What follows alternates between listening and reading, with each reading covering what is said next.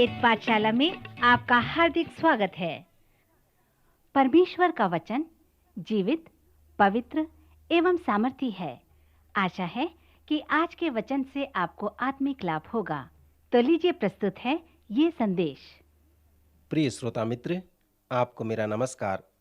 आज के इस पवित्र शास्त्र के अध्ययन में हम आपका स्वागत करते हैं। यह अध्ययन पवित्र शास्त्र के पुस्तकों का एक सर्वेक्षण है और हमने अपना सर्वेक्षण उत्पत्ति की पुस्तक से प्रारंभ किया था और इस सर्वेक्षण ने हमें ऐतिहासिक पुस्तकों के पहले व दूसरे शमूएल तक ले आया है।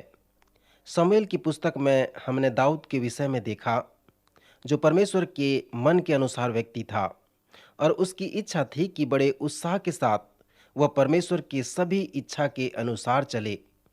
फिर हमने देखा कि वह भक्तिपूर्ण व्यक्ति पाप में गिर गया और उसका जीवन हमारे लिए एक चेतावनी और साथ ही साथ एक उदाहरण बन गया। पुराने नियम की ये ऐतिहासिक पुस्तकें 3 वर्गों में विभाजित हैं। सर्वप्रथम इसमें दृष्टांतमक ऐतिहासिक पुस्तकें हैं, जैसे यहोशू, न्यायों और रूत। फिर अंतिम 3 ऐतिहासिक पुस्तकें अर्थात एजरा, नेहमाया और एस्तर बंधुआई के बाद की ऐतिहासिक पुस्तकों के वर्गों में आते हैं। और बीच के बाकी 6 पुस्तकें अर्थात शमूएल, राजा और इतिहास, ये राजकीय साहित्य ऐतिहासिक पुस्तकों के नाम से जाने जाते हैं, जिनमें होकर अभी हम चल रहे हैं। जैसे हम शमूएल की पुस्तक का सर्वेक्षण कर रहे हैं, तो हमने एक ऐसे व्यक्ति के स्वभाव को देखा जो पवित्र शास्त्र में महत्वपूर्ण व्यक्ति था, जिसका नाम दाऊद है। प्रथम शमूएल के आधा भाग और दूसरा शमूएल का पूरा भाग उसी के विषय में बताया गया है। फिर दाऊद ने भजन संहिता के लगभग आधे भजन को लिखा है। सो इस तरह से हम देखते हैं कि पवित्र शास्त्र में जितना स्थान दाऊद के लिए दिया गया है, उससे यह पता चलता है कि दाऊद परमेश्वर का एक महान जन था।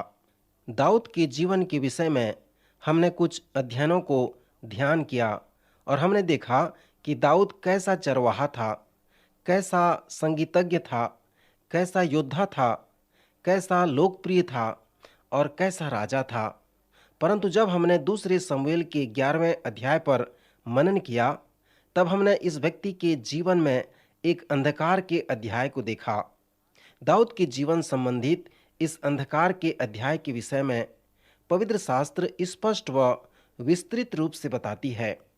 सो हमने देखा कि दाऊद कैसे पाप में गिर पड़ा। पिछले चरण में हमने देखा था और प्रश्न पूछा था कि कैसे यह व्यक्ति, जो परमेश्वर के मन के अनुसार व्यक्ति था, परमेश्वर की इच्छा अनुसार चलने में तत्पर रहता था और बहुत ही भक्तिमय जीवन व्यतीत करता था, कैसे यह पाप में गिर पड़ा। पवित्र शास्त्र में कभी भी पाप को लीपापोती के जैसा नहीं बताया गया है। दाऊद का पाप, जो हत्या का पाप था, व्यभिचार का पाप था, स्पष्ट रूप से बताया गया है। उसने सेहेद और उरिया के साथ विश्वासघात किया। उसने उरिया की पत्नी को लेकर उरिया की हत्या कर दी। सुमित्र, इस प्रकार से हम दाऊद के पाप और उसके पाप में पड़ने के कारण को देखा कि कैसे यह परमेश्वर का जन पाप में गिर पड़ा। हमने ये भी देखा कि दाऊद ने इसलिए पाप किया क्योंकि वह एक मनुष्य था। क्या कोई ऐसा मनुष्य है जिसने कभी पाप न किया हो? सब ने पाप किया है। सुमित्र, दाऊद इसलिए पाप किया क्योंकि उसने परमेश्वर की इच्छा से बाहर चलने लगा। उसकी उन्नति हुई और वह धनाढ्य हो गया। क्या आप व्यवस्था विवरण के उन चितौनियों को स्मरण करते हैं? अर्थात जब तुम उस देश में जाओ और वहाँ धनी हो जाओ, तब उस समय बहुत सावधान रहना और प्रभु में बलवंत होना, क्योंकि ऐसे समय में तुम असुरक्षित होगे। हाँ मित्र, दाऊद असुरक्षित था क्योंकि वह धनी हो गया था और पाप की शक्ति ने उसे नीचा कर दिया। यद्यपि परमेश्वर ने उसे क्षमा कर दिया। जब हम दूसरे शमूएल के 11वें अध्याय से 18वें अध्याय तक पढ़ेंगे, तब दाऊद का पाप और उसके परिणाम को हम जानने पाएंगे। दाऊद के इस पाप के समय में भी अपने जीवन में उसने कभी भी अपने महानता से कम नहीं रहा। पवित्र शास्त्र के इस सर्वेक्षण में जो एक यथार्थ शब्द है वो है सहसंबंध। प्रारंभ में जब मैंने इस अध्ययन का परिचय दिया था तब उस सच्चाई को बताया था कि पवित्र शास्त्र में पुस्तकें कैसे एक दूसरे से संबंधित होते हैं। सो इस सर्वेक्षण में जो रोचक बात है वह यही है। उदाहरण के लिए, जब आप ऐतिहासिक पुस्तकों का सर्वेक्षण करते हैं और नबियों के विषय में देखते हैं, तब आप यह मानते हैं कि इस संदर्भ में एक भविष्यवक्ता जीवन व्यतीत किया, प्रचार किया, दुख भी सहा और अंत में उसकी मृत्यु हो गई। इस ऐतिहासिक पुस्तक के द्वारा भी आप यह समझ सकते हैं कि भजन संहिता भी इससे संबंधित एक महान पुस्तक है। ऐतिहासिक पुस्तक के भजन संहिता के ऐतिहासिक महत्व को बताते हैं और विशेष करके दाऊद के भजन को। ये ऐतिहासिक साहित्य दाऊद के भौगोलिक बातों के विषय में वर्णन करती हैं। मित्र, इससे आपको यह सहायता मिलेगी कि आप दाऊद के भजन को समझ सको। दाऊद का भजन और दूसरा शमूएल का 11 से 18 अध्याय एक सुंदर तरीके से एक साथ आते हैं और यह दूसरे शमूएल के 11 से 18 अध्याय तक नहीं, परंतु वह भजन जो उसके जीवन काल के समय लिखे गए हैं उसके द्वारा आप दाऊद के महानता को समझ सकते हैं और उसके जीवन के असफलता के समय में भी आप उसके महानता को समझ सकते हैं।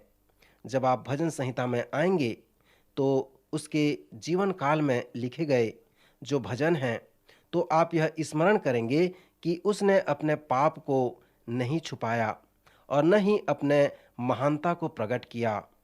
उदाहरण के लिए, भजन संहिता 55 उस समय लिखा गया जब दाऊद को यह वचन प्राप्त हुआ कि मेरा परम मित्र जिस पर मैंने भरोसा रखा और परामर्श करने वाला अहीतोपेल दाऊद के पुत्र अबशालोम को यह सलाह दिया कि वह यरूशलेम पर विजय प्राप्त करे और उस स्थान के कंगूरे पर तंबू खड़ा करे और सब इस्राएल के सामने अपने पिता के पत्नियों को भ्रष्ट कर डाले।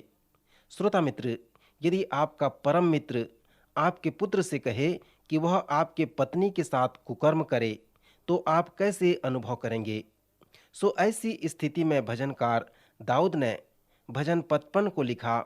सो जब आप उसके पिछले बातों को जानकर भजन 55 को पढ़ेंगे तो आप इसे भली भांति समझ पाएंगे। और उसी प्रकार आप स्मरण करें कि दाऊद ने भजन 23 भी लिखा और उसने कहा, यहोवा मेरा चरवाहा है, मुझे कुछ घटी न होगी। वह मुझे सुखदाई झरने के पास ले चलता है। मेरा कटोरा उमड़ रहा है। यदि मैं घोर अंधकार से भरी हुई तराई में होकर चलूं तो भी हानि से न डरूंगा, क्योंकि तू मेरे साथ रहता है। श्रोता मित्र, यह व्यक्ति जिसने भजन 23 को लिखा ऐसे ही किसी स्थान पर बैठकर उन भेड़ों को चराते हुए अपना जीवन व्यतीत नहीं किया, और वह ऐसा व्यक्ति है जिसके पास समस्या न हो। दाऊद के पास बड़ी बड़ी और भयंकर समस्याएं थी। भजन 55 में दाऊद हमसे अपने भावात्मक आवेश में बताया है और कहता है, मेरा मन भीतर ही भीतर संकट में है। भय और कंपकपी ने मुझे पकड़ लिया है। और वह अपने जीवन के संकट और भय के मध्य भी कहता है, अपनी सारी चिंता यहोवा पर डाल दे, वह तुझे संभालेगा। मैं तो परमेश्वर को पुकारूंगा, सांझ को, भोर को, दोपहर को, तीनों पहर मैं दुहाई दूंगा और कराहता रहूंगा, और मुझे निश्चय है कि वह मेरा शब्द सुन लेगा। इसलिए अपनी सारी चिंता उस पर डाल दो, चाहे वह कैसी भी हो, वह तुम्हें संभालेगा। मेरे मित्र, इससे दाऊद का महानता पता चलता है। दाऊद ने यह भी कहा, जो मेरी नाम धराई करता है वह शत्रु नहीं था, नहीं तो मैं उसको सह लेता, परंतु वह तो तू ही था जो मेरी बराबरी का मनुष्य था, मेरा परम मित्र और मेरी जान पहचान का था। हम दोनों आपस में कैसी मीठी मीठी बातें करते थे। हम भीड़ के साथ परमेश्वर के भवन को जाते थे। अहीतोपेल दाऊद के पिता जैसा था, परंतु जब दाऊद को यह पता चला कि वह उस व्यक्ति द्वारा विश्वासघात किया गया है, तभी उसने इस भजन 55 को लिखा था। जब दाऊद यरूशलेम से भाग रहा था उसने भजन 3 को लिखकर कहा, हे यहोवा, मेरे सताने वाले कितने बढ़ गए हैं, वे जो मेरे विरुद्ध उड़ते हैं बहुत हैं। बहुत से मेरे प्राण के विषय में कहते हैं कि उसका बचाव परमेश्वर की ओर से नहीं हो सकता। जब दाऊद के ऊपर पत्थर फेंका जा रहा था, तब उसने कहा, हे परमेश्वर यहोवा, तू तो मेरे चारों ओर मेरी ढाल है। तू मेरी महिमा और मेरे मस्तक का ऊंचा करने वाला है, क्योंकि मैं जानता हूं कि पिछले समय मैंने यहोवा को पुकारा और उसने मुझे सब संकटों से छुड़ा लिया। जब उसने अपने पिछले समय को देखा तो उसे यहोवा पर निश्चय हो गया, उसका विश्वास उस पर बढ़ गया और उसने यहोवा पर भरोसा रखा। भजन 4 में भी दाऊद अपने जीवन के समय के विषय में कहता है, जो उसमें ठीक बैठता है। वह कहता है, मैं धर्म का बलिदान चढ़ाऊंगा और यहोवा पर भरोसा रखूंगा, अर्थात जो कुछ उचित होगा मैं वही करूंगा, तभी मुझे शांति मिलेगी और मैं शांति के साथ लेट जाऊंगा। फिर भजन 23 3 पद में दाऊद कहता है, वह मेरे जी में जी ले आता है, धर्म के मार्गों में वह अपने नाम के निमित्त मेरी अगुवाई करता है। जब यहोवा हमें हरी हरी चराइयों में बैठाता है तो इसमें सच्चाई यह है कि हम उसकी भेड़ें हैं और वो हमारा चरवाहा है। सो इस प्रकार वह हमारा एक अच्छा चरवाहा बनकर हमारे जी में जी ले आता है, हमारा उद्धार करता है।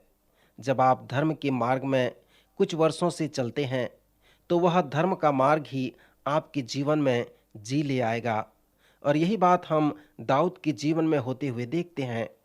इसलिए उसने ये भी कहा कि मैं सभी उचित कार्य करूंगा, धर्म का बलिदान चढ़ाऊंगा और उस परमेश्वर पर भरोसा रखूंगा।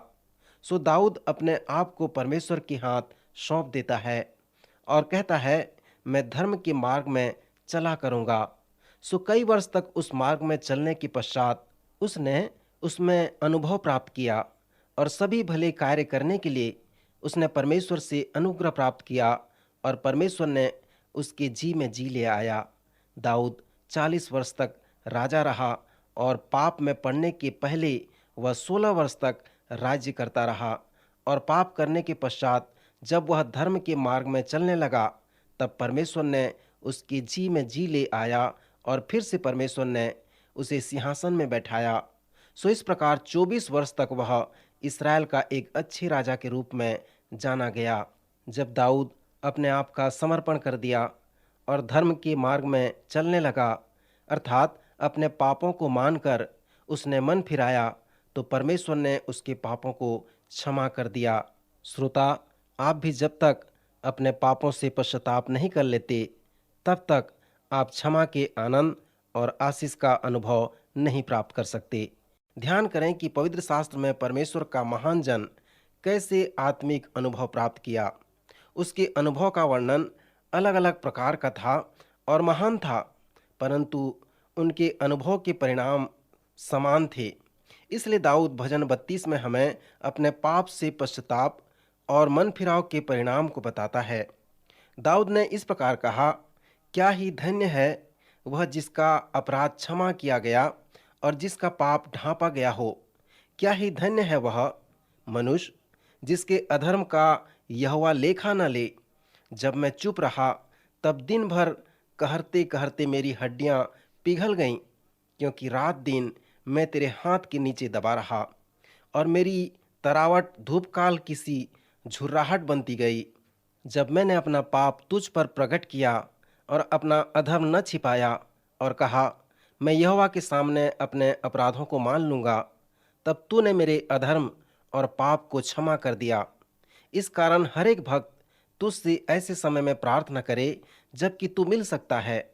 निश्चय जब जल की बड़ी बाढ़ आए तो भी उस भक्त के पास न पहुँचेगी। भजन संहिता 32 में दाऊद का कहना है कि मेरे पश्चाताप और मेरे मन फिराव के अनुभव का जो परिणाम है वो है मेरे जीवन से पाप अपराध का अलग हो जाना। जब मैंने पश्चाताप किया और मन फिराया, क्षमा का आनंद और आशीष को प्राप्त किया, सो इस प्रकार प्रत्येक भक्त लोग प्रार्थना करते हैं।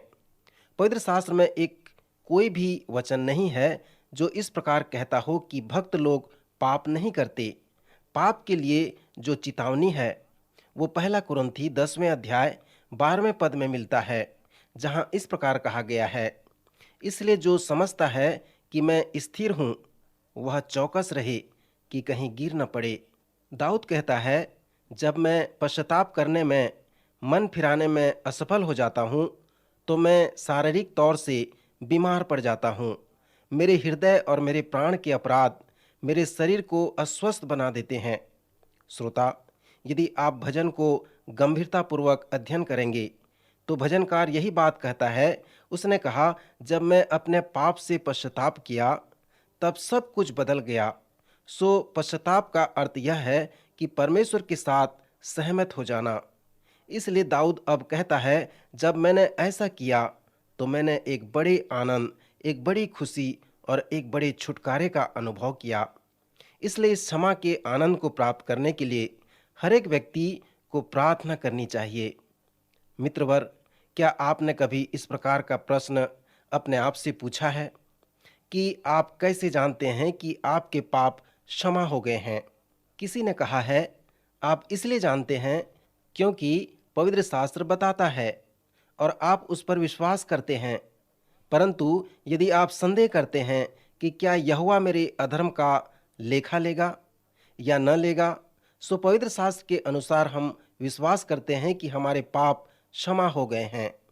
एक और तरीका है जिससे हम जान सकते हैं कि हमारे पाप क्षमा हुए हैं अथवा नहीं हुए हैं।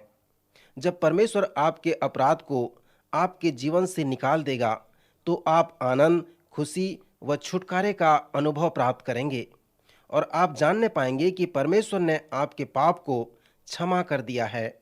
तब दाऊद के जैसे आपके व मेरे पास परिणाम होंगे। आज अनेक चिकित्सक इस प्रकार के पाप अपराध की समस्या को दूसरे प्रकार से लेते हैं। वे कहते हैं, ऐसी कोई बात नहीं है जिसे आप न करो, किसी भी बात में प्रतिबंध नहीं है। वे कहते हैं, दोष व अपराध बच्चों के लिए है, क्योंकि लोग उन्हें कहें कि क्या गलत है और क्या सही है, परंतु आपसे कोई भी यह न कहने पाए कि आप गलत कर रहे हैं। मित्र, आज बहुत सारे लोग अपने पाप अपराध की समस्या का समाधान इसी प्रकार करना चाहते हैं, परंतु पवित्र शास्त्र इस प्रकार से हमें नहीं बताता। दाऊद ने भी अपने पाप अपराध को इस प्रकार से प्रकट नहीं किया। दाऊद ने कहा, मेरे पास पाप अपराध की समस्या है क्योंकि मैं दोषी हूँ। मेरे पास ये समस्या है क्योंकि मैंने पाप किया है। सो दाऊद को इस पाप अपराध से छुटकारा पाने का जो साधन है वो है कि तुम पश्चाताप करो, क्योंकि तुमने पाप किया है। तभी तुम क्षमा के आनंद का अनुभव कर सकोगे। आपका पाप अपराध आपसे निकाल दिया जाएगा। सो पाप अपराध से छुटकारा पाने का ईश्वरीय साधन यही है। भजन संहिता 51 दाऊद के पाप से पश्चाताप करने का अध्याय है। फिर भजन 32 में दाऊद के पश्चाताप के परिणाम को बताया गया है। भजन 51 पश्चाताप का एक सुंदर भजन है। यह भजन 51 हमें एक ऐसी खिड़की को देता है जिसमें होकर हम दाऊद के महानता को देख सकते हैं। इस भजन 51 में हम 3 बातों पर ध्यान करेंगे। सर्वप्रथम ध्यान करें कि दाऊद अपने पाप के उद्गम के लिए परमेश्वर से प्रार्थना कर रहा है। दाऊद शायद परमेश्वर से ऐसा कह रहा था कि परमेश्वर, तू मुझ में ईमानदारी चाहता है, तू मेरे मन को, मेरे हृदय को जानता है।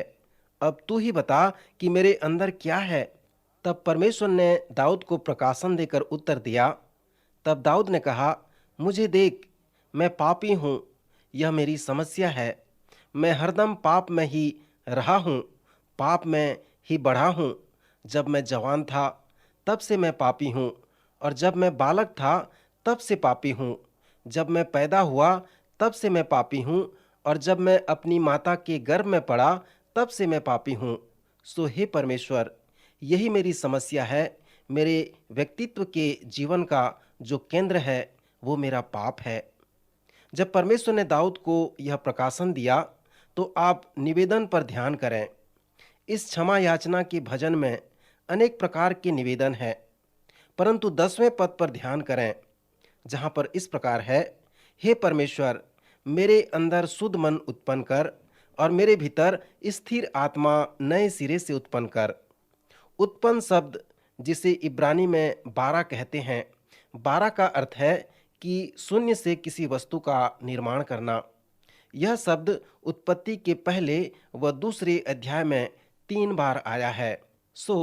उस कुछ नहीं से परमेश्वर किसी वस्तु का निर्माण किया। भजन 51:10 पद में जब दाऊद ने उस महान निवेदन को परमेश्वर के समक्ष रखा कि हे परमेश्वर, मेरे अंदर शुद्ध मन उत्पन्न कर, अर्थात दाऊद ने कहा, जहाँ कुछ भी नहीं है वहाँ कुछ उत्पन्न कर, मेरे अंदर कुछ डाल दे, क्योंकि यदि तू ऐसा नहीं करेगा तो मैं बार बार पाप में गिर पड़ूंगा। इसलिए हे परमेश्वर, मेरे अंदर अद्भुत कार्य करके कुछ नई चीज उत्पन्न कर। मेरे लिए यही एक आशा है जिससे मैं तेरी महिमा कर सकूं। मित्र, इस प्रार्थना के उत्तर को नए नियम में नया जन्म कहा गया है। प्रभु यीशु ने कहा, जो शरीर से जन्मा है वह शरीर है और जो आत्मा से जन्मा है वह आत्मा है। अचंभा न कर कि मैं तुझसे कहा कि तुम्हें नए सिरे से जन्म लेना अवश्य है। प्रेरितों ने अपनी पत्रियों में इस नए जन्म को नई सृष्टि भी कहा है, अर्थात यदि कोई मसीह में है तो वह नई सृष्टि है। जिस स्त्री पुरुष ने नया जन्म पाया है उनमें परमेश्वर कुछ नई चीजें उत्पन्न किया है। जब प्रभु यीशु ने कहा कि तुम्हें नए सिरे से जन्म लेना अवश्य है, तो 1000 वर्ष पहले दाऊद ने एक नबी की तरह इस विनती प्रार्थना को किया था। मेरे मित्र, यहाँ पर दाऊद के प्रेरणादायक वचन पर भी ध्यान करें, जो पुनरुद्धार की प्रतीक्षा कर रहा है। दाऊद परमेश्वर से कहता है, तू मेरा उद्धार कर, तब मैं अपराधियों को तेरा मार्ग सिखाऊंगा और मैं पुनः तेरी स्तुति करूंगा। पापी लोग फिर से तेरी ओर लौट आएंगे। मित्र, स्मरण करें कि दाऊद एक बड़े समुदाय का महान प्रचारक था। वह परमेश्वर के वचन से प्रेम रखता था और उस पर रात दिन ध्यान किया करता था। दाऊद को परमेश्वर के वचन को प्रचार करने में, लोगों को सिखाने में और उसे भजन बनाकर गाने में अति आनंद आता था। वह परमेश्वर की आराधना में अगुवाई किया करता था। भजन में दाऊद ने यह भी कहा, परमेश्वर, तू तो मेल बलि और होम बलि से प्रसन्न नहीं होता। तू टूटे व पीसे मन को तुच्छ नहीं जानता। टूटा मन तेरे लिए एक योग्य बलिदान है। इसलिए दाऊद ने प्रार्थना की, हे प्रभु, तू मुझे तोड़ डाल, मेरे भीतर स्थिर आत्मा उत्पन्न कर, मेरे अंदर शुद्ध मन उत्पन्न कर, तब मैं अपने जीवन के द्वारा तेरी महिमा करने पाऊंगा। सुमित्र, इस प्रकार हम देखते हैं कि भजन 51 पश्चाताप और मन फिराव का एक सुंदर प्रार्थना है। आज मैं फिर एक बार आपसे कहता हूं कि यदि आपने पाप किया है और आपको यह नहीं मालूम कि आप अपने पाप से कैसे पश्चाताप करेंगे, यदि आपके अंदर शुद्ध मन और स्थिर आत्मा उत्पन्न करना है और आपको यह मालूम नहीं है, तो कृपया भजन 51 में आएं और यह भजन आपके पश्चाताप और मन फिराव की प्रार्थना हो जाए। प्रभु इन वचनों द्वारा आप सबों को आशीष दे, आपकी सहायता करे।